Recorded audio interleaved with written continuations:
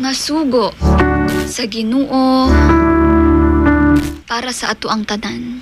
Ato kining mabasa sa Exodus 20 verse 17. God said, "You shall not covet your neighbor's house. You shall not covet your neighbor's wife, or his male or female servant, his ox or donkey, or anything that belongs to your neighbor."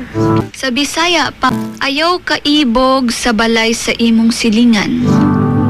Ayaw kaibog sa iyang asawa o sa iyang sulugoon nga lalaki o babayi, o sa iyang baka o asno, ni bisan unsang butang nga gitag iya sa imong silingan. Kini nga sugo para sa ato ang tanan, nagatudlo kanato ngali kaya nato ang pagpangandoy sa butang nga dili atoa.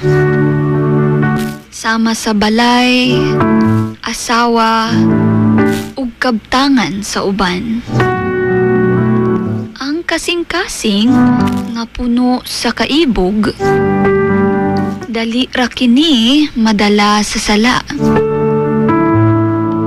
Apan kung kita nasayop ug nakaibog ta sa dili angay, ang Ginoo maluluyon ug mapasayloon. Kinahanglan lang nato nga mutug-an ta sa ato ang mga sala, kita magbasol ug mangayo sa iyahang tabang nga usbon ang atong kasing-kasing aron kita matulid ang atong kinabuhi.